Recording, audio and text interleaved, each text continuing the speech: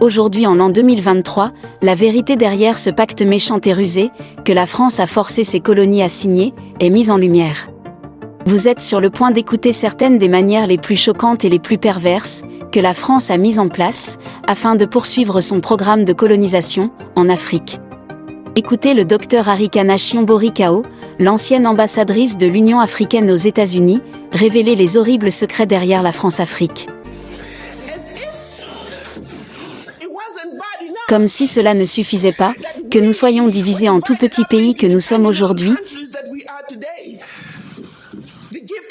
les cadeaux que la conférence de Berlin nous a donnés,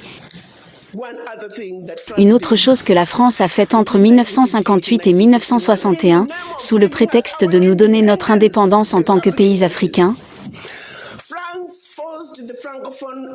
la France a forcé les francophones, et je déteste cette terminologie, il n'y a pas de francophones, d'anglophones, ils l'ont inventé, mais pour les besoins de la communication, je vais utiliser cela.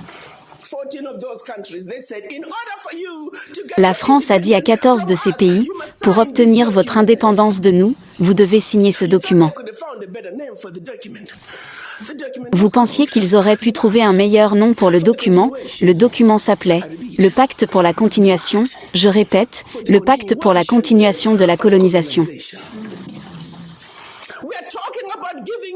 On parle ici de vous donner l'indépendance, mais on leur a dit de signer ce pacte pour la poursuite de la colonisation, sous un autre format.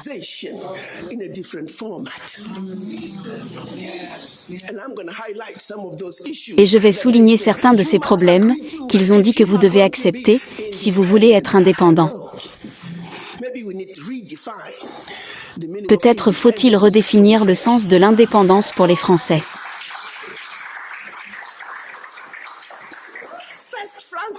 Premièrement, la France a dit, vous ne savez pas comment gérer votre argent. Nous allons exiger que vous déposiez 85% de vos réserves bancaires, sous la Banque centrale française, sous le contrôle du ministère français des Finances.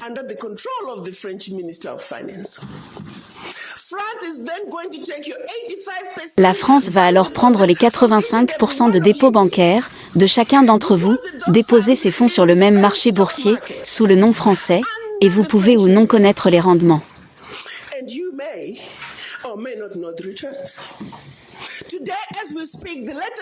Aujourd'hui, au moment où nous parlons, les derniers chiffres le disent, pour chaque 14 milliards de dollars que la France investit en bourse depuis l'Afrique, elle réalise plus de 300 milliards de dollars en retour.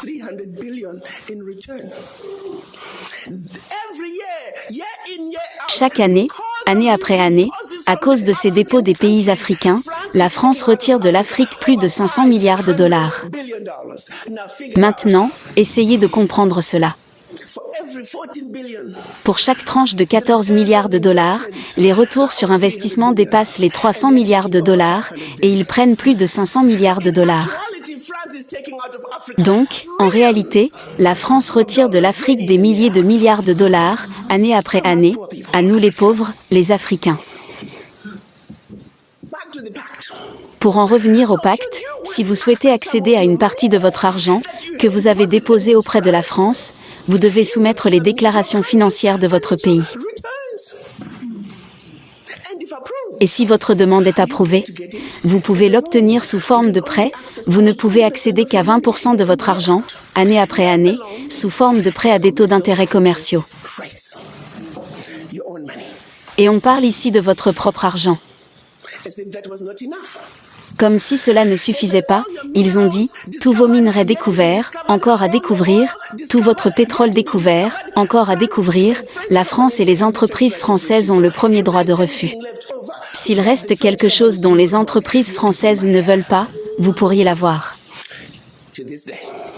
Et cela persiste à ce jour. Ils ont dit, vous n'utiliserez que la monnaie que nous avons créée pour vous, parce que vous êtes des Africains spéciaux, nous l'appelons le franc CFA. Il y avait le franc CFA d'Afrique centrale, et le franc CFA d'Afrique de l'Ouest, mais c'est en effet le même animal. Et ils ont dit ensuite, la France est la seule à pouvoir vous l'imprimer, c'était en 1958. Avance rapide, ils l'impriment toujours pour nous. Et si vous commencez à vous conduire mal, ils arrêtent tout simplement d'imprimer votre argent et votre pays est en difficulté. Ils ont également dit, votre langue d'enseignement sera le français. La France aura une présence militaire dans votre pays. Vos militaires ne pourront être formés que par la France. Vous ne pourrez acheter que du matériel militaire à la France. Vous ne pourrez pas avoir toute alliance militaire avec votre voisin. Et en cas de guerre, votre allégeance n'est qu'à la France. Et de plus, parce qu'ils ont une présence militaire dans votre pays, ils peuvent vous envahir sans préavis, s'ils estiment que les intérêts de la France dans votre pays sont violés.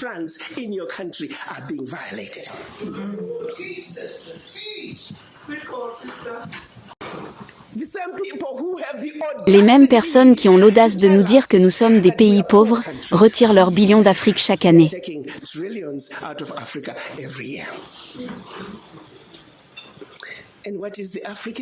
Et que fait l'Africain?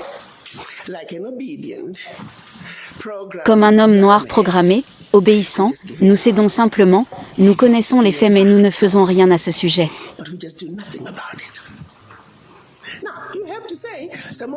Maintenant, vous devez dire que certaines des craintes sont réelles, parce que si la France qui vous a vendu du matériel inférieur au leur, la France qui a formé les militaires pour qu'ils soient inférieurs à eux, ils sont maintenant dans votre pays, ils peuvent vous envahir, ils ont la permission de le faire.